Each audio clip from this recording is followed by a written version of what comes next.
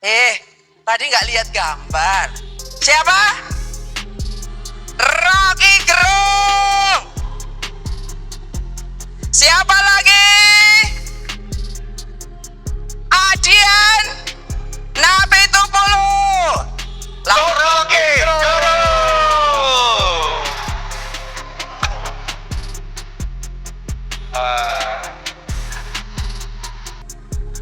Lagi nyari apa? Lagi nyariin apa nih Bung Rocky? 19 juta lapangan padel. Lagi nyari si bocil, nggak ada sini. Tepuk tangan buat Bung Rocky Gerung. Bahaya nih, bahaya nih. Bahaya. Ini Kalau kalau dibiarin sendirian, bahaya. Kalau kata Genji ini udah pinggir jurang Bung Mujab. Udah pinggir jurang, bahaya. Jadi Kita nggak boleh dibiarin sendirian Bung Mujab. jangan sendirian, karena kita juga punya sparring partnernya nih. Sparring Partnernya. Ini sekarang lagi populer sebagai pahlawannya ojol. Pahlawan driver. Pahlawannya ojol. Terkenal juga sebagai aktivis 98. Bener. Jadi kalau amit-amitnya Bu Melki Soeharto itu jadi pahlawan nasional, ini penjahat nasionalnya. Tapi jangan sampai. Jangan sampai. Jadi tanpa berlama-lama lagi Bung Mujab untuk menemani Bung Rocky Gerung di atas panggung, kita panggilkan bersama Bung Adian Napitupulu.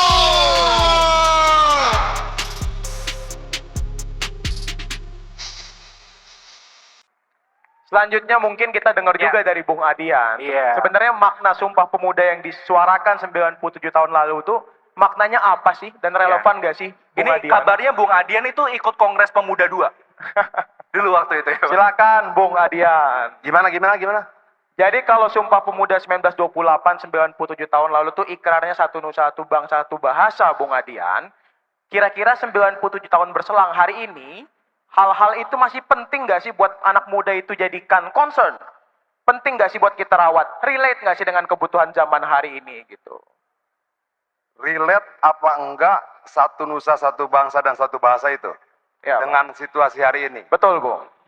Relate. Kenapa Bung? Tapi mungkin begini ya.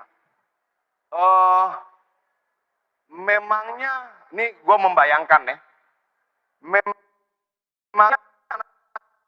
90 itu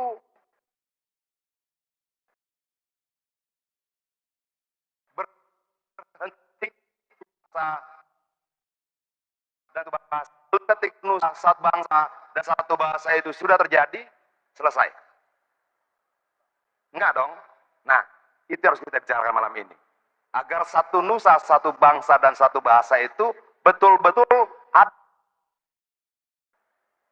Kenapa menyenangkan berbicara dengan anak muda? Karena kalau orang bilang, kalau ngobrol sama anak muda itu ngobrol tentang rencana. Iya. Ngobrol tentang arah. Kita mau kemana, mau ngapain, bagaimana, segala macam. Tapi kalau ngobrol dengan orang tua, kita cerita sejarah.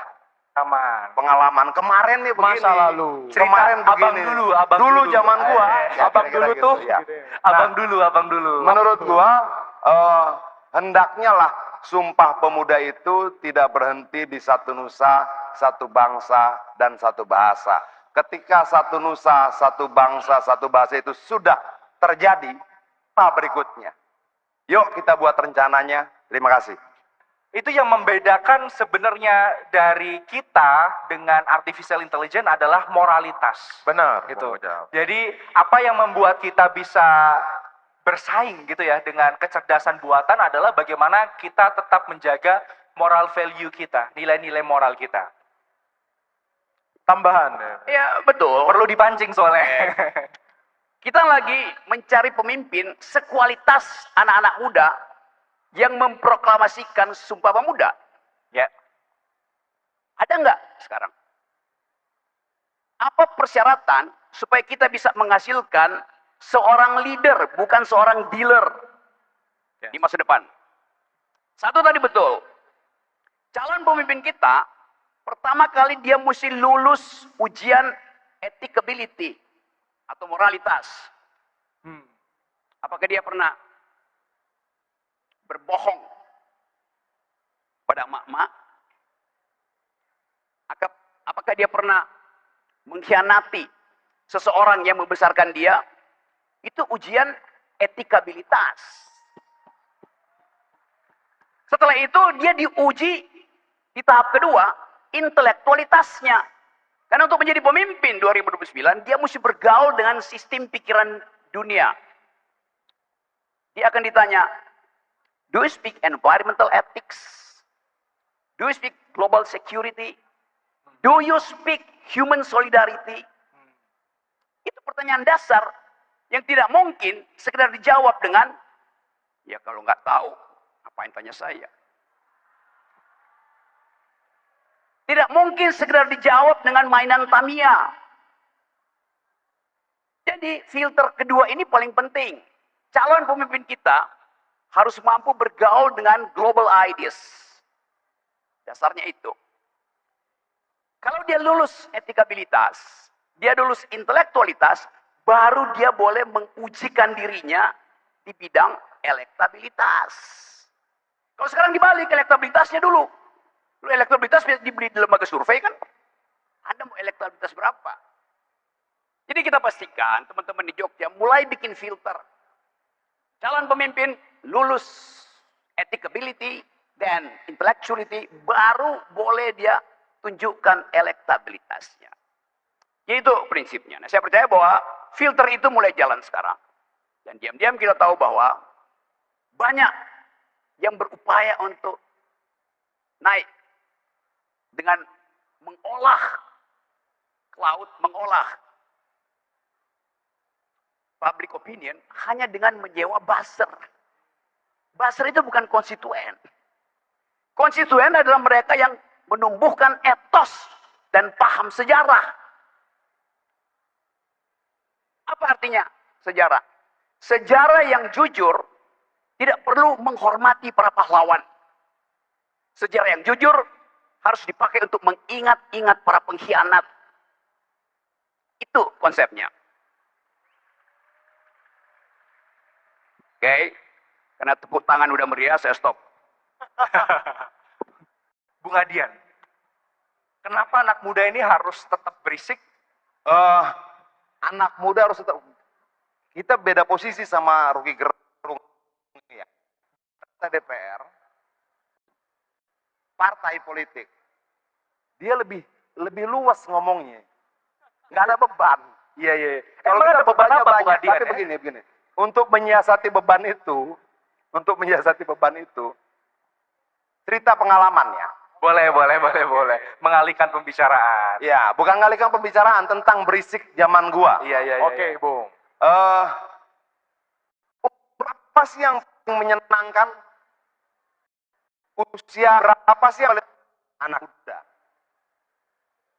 Usia anak muda itu sepertinya ada kesepakatan bersama, kita bisa memaklumi kalau dia salah.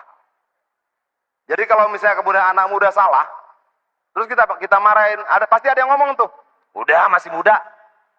Kira-kira begitu. Jadi itu usia yang sangat nyaman. Nah, menurut gua, manfaatkan usia ini. Kenapa? Ini usia di mana kita, zaman gua dulu ya, mau nyoba semuanya. Kita menjadi anak muda pemarah, kita menjadi anak muda yang tidak sabaran, kita anak muda yang menjadi pembangkang setiap hari, membangkang tentang apa saja. Apalagi kalau mahasiswa-mahasiswa di sini. Apa problem terbesar gua ketika gua kuliah dulu? Gua kuliah di Fakultas Hukum.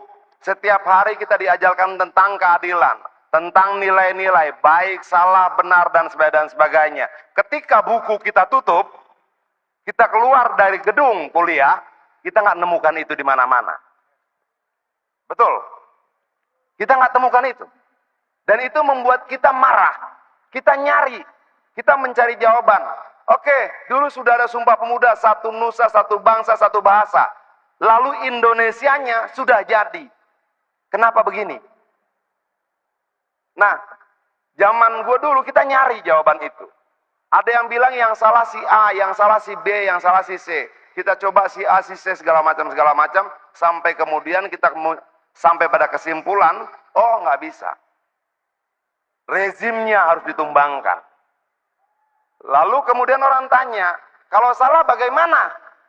Kalau benar bagaimana? Proses sudah mengajarkan kita tentang bagaimana rezim lama itu sangat manipulatif. Nah, apa yang dilakukan? Mencoba semuanya. Orang bilang dulu kita dari Forum Kota ya. Forkot itu dulu salah satu organisasi mahasiswa yang dibilang garis paling keras lah. Tidak ada aksi tanpa bentrokan, tidak ada aksi tanpa bakar-bakaran, kira-kira seperti itu. Nah, tapi ketika kemudian itu dilakukan, lalu negara kasih pilihan apa? Kita sudah diam belasan tahun, kita sudah diam puluhan tahun. Dan negara juga tidak peduli terhadap bagaimana nasib kita. Boleh nggak sekarang anak-anak ini nanya? Setelah mereka lulus mau kemana? Setelah mereka lulus mau jadi apa? Setelah mereka lulus mau digaji berapa? Pertanyaan itu kan ada di generasi kita juga. Tapi negara tidak mampu menjawab itu. Negara dari tahun ke tahun sibuk dengan aktivitasnya. Lalu ketika mereka bertanya, kalau kami lulus mau bagaimana? Kalau kami lulus mau kerja apa? Kalau kami lulus mau digaji berapa? Negara nggak bisa jawab itu. Negara yang dulu satu nusa, satu bangsa, satu bahasa, setelah 90 tahun tidak mampu menjawab pertanyaan sederhana anak-anak mudanya. Kalau lulus, kami jadi apa? Negara cuma menjadi pemungut pajak yang baik, tapi tidak mampu mengembalikan pajak itu untuk menjadi jaminan masa depan bagi anak mudanya. Nah, dalam situasi sekarang, kalau mereka nggak berisik, mereka bersalah. Kalau mereka nggak berisik, mereka bertanggung jawab terhadap masa depan mereka sendiri. Kalau mereka diam, mereka tidak bertanggung jawab terhadap masa depannya. Mereka tidak bertanggung jawab. Uang yang dikeluarkan di fisik itu wajib buat anak muda. Dan poin pentingnya, keberisikan anak muda adalah tanggung jawab dia untuknya. Itu yang paling penting. Jadi sebenarnya kalau orang-orang banyak bilang bahwa lu masih muda, lu nggak boleh berisik, lu belum tahu apa-apa, lu nggak pantas nyuarin itu. Gimana tanggapan yang benar, Bung Adian? Justru bos, Kalau menurut gua, dalam banyak kesempatan tuh gua sudah bilang begini ya. Sering bilang begini. Kalau ada ibu-ibu datang, lalu kemudian dia minta pengobatan gratis, dia tuh bukan pengemis. Itu lalu dia minta pendidikan gratis buat anaknya, dia bukan pengemis. Lalu dia minta rumahnya diperbaiki, dia bukan pengemis. Kenapa? Sadari setiap aktivitas ekonomi kita bayar pajak. Lalu pajak itu kita berikan pada negara. Kalau kemudian rakyat meminta dari negara, maka yang dia minta sebenarnya dalam bahasa sederhana, hei negara, balikin apa yang sudah gue bayarkan sama lu dalam bentuk pajak. Kalau kemudian anak-anak muda ini bilang, saya mau memastikan pekerjaan buat saya setelah lulus. Bisa nggak? Boleh nggak? Menurut gua boleh. Menurut gua harus. Bukankah untuk itu dulu kita bersumpah satu nusa, satu bangsa, dan satu bahasa? Bukankah untuk itu kita sama-sama percaya mendirikan bangsa Indonesia adalah memberikan jawaban untuk seluruh masalah-masalah yang ada di rakyatnya yang tidak bisa dijawab ketika kita tidak membangun negara ini? Bukankah untuk itu tujuan kita bernegara? Setelah sekian lama, negara tidak mampu menjawab persoalan-persoalan sepele itu. Di sisi yang lain misalnya, di sisi yang lain ada 28.000 kontainer tekstil masuk dari Cina, impor ilegal, dan kalau kita konversi itu menjadi kemeja, saat ini masuk 2,5 miliar kemeja ilegal ke Indonesia, semuanya baru. Itu merampas hak mereka, itu merampas peluang mereka, itu merampas masa depan mereka, itu menghilangkan cita-cita mereka. Saat begini, boleh nggak mereka berisik? Kalau nggak berisik, salah. Ide itu tidak perlu disatukan. Karena itu nggak ada ide, yang ada ideas. Ide selalu dalam kondisi plural. Supaya dia bisa dipercakapkan, supaya dia bisa diperdebatkan. Kan itu dasarnya kenapa kita pakai sila persatuan. Kenapa harus bersatu? Karena berbeda. Jadi karena ada perbedaan, diperlukan persatuan. Jangan dibalik, demi persatuan tidak boleh ada perbedaan. Konyol itu. Ya kita mulai lihat sekarang, hari-hari ini. Negara mulai mengancam kita dengan ide persatuan. karena kegelisahan ekonomi, karena ketakutan pada oposisi itu. Kan itu dasarnya itu.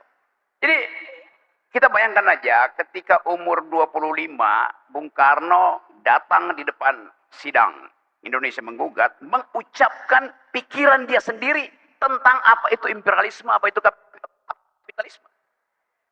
Jadi itu dituntut oleh logika, logos, dan logika Bung Karno itu sangat tajam. Kita nggak perlu cari artificial intelligence untuk ikut pola berpikir Bung Karno. Sebagai saya contoh ya. Satu waktu di hari TNI, pada waktu mungkin tahun-tahun 62-63, di Monas, ini berhadapan dengan rakyat yang meluber karena ingin dengar retorika dan logika Bung Karno dalam pidato. Di belakangnya berjajar kepala-kepala staf angkatan darat, angkatan udara, angkatan laut, kepala stafnya. Bung Karno bilang begini, kalian, para jenderal, semua angkatan, kalian adalah peralatannya negara. Alat negara. Kalian adalah alat negara. Negara itu alatnya rakyat. Jadi kalian itu adalah alatnya alat. Anda bayangkan logikanya itu. Silogismenya runtut. Jadi kita belajar logika hanya dengan baca di bawah bendera revolusi. Anda dapat banyak logika di situ. Anda juga dapat retorika di situ. Retorika itu yang dipamerkan oleh Bung Karno ketika sidang Indonesia Menggugat. Dia ucapkan di luar kepala hubungan antara imperialisme dan kapitalisme. Hubungan antara kemiskinan rakyat dan penjajahan. Jadi kita dapat sekaligus retoriknya kita dapat, logikanya kita dapat. Tapi Bung Karno tidak berhenti di situ. Logikanya bisa bagus. Tapi tanpa etos, logika itu lumpuh. Apa yang membuat logika itu bergerak? Etos namanya. Dan sekarang kita kehilangan dua hal itu. Logos dan etos nol di negeri ini. Nggak ada orang yang mau berdebat berbasis pada argumentasi. Yang adalah berbasis pada sentimen. Itu kerjaan Basel begitu. Anda mau berdebat dengan siapa hari-hari ini coba? Kosong.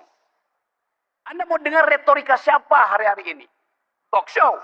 Nggak ada gunanya ikutin talk show kecuali hari ini.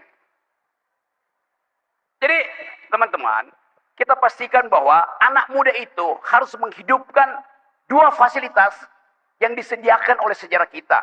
Satu adalah logos, cara berpikir. Pemimpin kita yang mendirikan negeri ini, founding parents kita, jangan bilang founding fathers, karena di situ ada 5 perempuan. Founding parents kita atau founding person kita, pendiri republik kita, ada orang yang mau bertengkar, berpikir, berisik, uji argumentasi. Kalau sekarang nggak ada ujian itu, Anda dibully, Anda salah ngomong, Anda dibully. Padahal Anda salah ngomong untuk memancing orang yang benar siapa. Jadi kita kehilangan kemampuan argumentatif. Pemimpin kita bertengkar untuk menghasilkan konstitusi. Mereka dapat basis pertengkaran ketika dimunculkan satu ide. Negara mau disusun dengan cara apa? Mau dijadiin republik? Kalau republik, republik Islam. Kalau mau jadi kerajaan, sultan-sultan. Kalau mau jadi negara agama, apa dasarnya? Itu namanya perdebatan intelektual. Dan mereka semua orang yang berpikir, bahkan tanpa ijazah.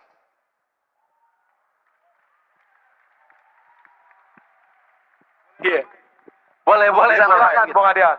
Tadi Bung Rocky mengutip Bung Karno, dia bilang, hei kalian itu alat negara, alatnya rakyat. Itulah kira-kira bagaimana the founding fathers kita menempatkan lembaga-lembaga negara. Dan itu dikuatkan oleh pernyataan Hatta. Dia bilang, hendaklah pemerintah tidak menjadi penguasa bagi rakyatnya, tetapi menjadi pengurus bagi rakyatnya. Bekerja buat rakyatnya. Tidak mengatur, membabi buta, sewenang-wenang, tapi bekerja buat rakyatnya. Dua founding fathers kita ini punya konsep yang sama. Jadi pejabat negara itu bukan mereka yang berkuasa, tapi mereka adalah pengurus. Bahasa Rocky tadi, alat. Alat buat apa? Ngamankan rakyat. Jadi kalau kemudian ada rakyat jalan, oke, ada polisi, dia nggak boleh ngumpet. Dia tambah tenang. Ada tentara, dia tambah tenang, merasa terlindungi. Kalau yang terjadi sebaliknya, berarti ada yang salah dengan alat ini. Nah itu yang menurut saya, kembali pada pertanyaan awal tentang, oke, setelah kita bersatu sebagai sebuah bangsa, setelah kita bersatu dalam bahasa yang sama, setelah kita bersatu sebagai nusa yang sama dan sebagainya, berikutnya apa? Apa makna bersatunya ini bagi kita? Jangan-jangan bersatunya ini hanya bermanfaat buat sekelompok kecil orang saja, tapi tidak bermanfaat untuk sebagian besar orang yang lain. Dalam situasi ini, kembali pada pertanyaan lu tadi, berisik itu wajib. Berisik itu harus. Semakin tidak didengar, semakin harus kalian berisik. Pemerintah itu memang harus ngurus. Ada rakyat lapar, yang ngurus. Ada anak tidak sekolah, ya dia urus. Ya. Makanya dalam konstitusi kita, salah satunya fakir miskin dan anak terlantar dipelihara oleh negara, diurus oleh pemerintah. Ya. Kalau kemudian misalnya ada yang miskin, pemerintah nggak peduli, ada yang tidak sekolah, pemerintah yang tidak peduli, ada yang kemudian sakit, pemerintah tidak peduli. Nah ada yang salah dalam konsep berbangsa dan bernegara kita. Apakah itu karena kediaman anak muda yang memberikan ruang besar pada manipulasi kewenangan tadi, atau bagaimana? Dan menurut gua misalnya begini ya, kadang-kala kita suka bingung. Ada wakil rakyat, mau bertemu rakyat dikawal. Memangnya rakyat itu menakutkan? Menurut gua, tidak ada tempat teraman dan ternyaman seorang wakil rakyat selain ketika dia bersama-sama dengan rakyat. Ya. Tapi ada rakyat dan ada pemerintah. Iya. Disitulah namanya negara. Iya. Oke. Hubungan rakyat dengan negara dan pemerintah ini yang menurut saya menarik kita bahas. Dan pemerintah tidak butuh empati terhadap rakyat. Dia wajib ngurus. Mau empati nggak empati, ngerti nggak ngerti, wajib ngurus. Wajib ngurusin yang miskin. Wajib ngurusin yang nganggur. Ya. Memberikan pekerjaan pada yang tidak punya pekerjaan. Nggak butuh empati. Itu kewajiban dia. Nggak sanggup ngurus, ganti. Nggak sanggup ngurus, ganti. Itulah harusnya sikap anak muda. Ya. Gitu loh. Ya. Jadi, gue tidak akan buat, lu mau jadi pemerintah, oke, gue akan uji ya, empati lu berapa persen. Kadar empati, enggak ada. Begitu saya bilang, saya mau jadi pemerintah, maka bersama dengan kalimat itu, melekat kewajiban baru, saya akan urus kalian. Ya. Itu loh. Ya. Ya, saya pelajari historical event yang dialami dan dilalui oleh PDIP Perjuangan.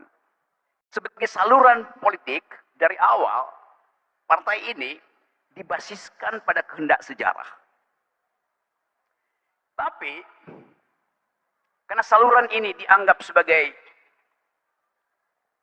sarana untuk menghasilkan demokrasi yang radikal, maka dia mulai dihambat. Saluran itu disumbat oleh Orde Baru. Dan saya kira kalau saya muter ke daerah, mulai terasa bahwa saluran ini juga sedang disumbat oleh satu kekuasaan yang ketakutan. Coba saya cari kalimat supaya nggak kena delik ya. Soalnya live ini nggak bisa disensor nih. Yes, Ya. live.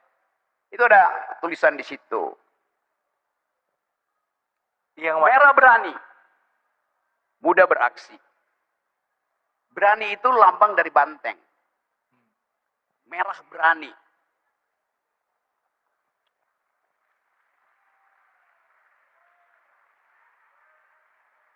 Ada merah pucat. Karena takut kebohongan dia sedang dibongkar oleh KPK. Merah pucat namanya. Itu bedanya antara merah banteng dan gajah merah.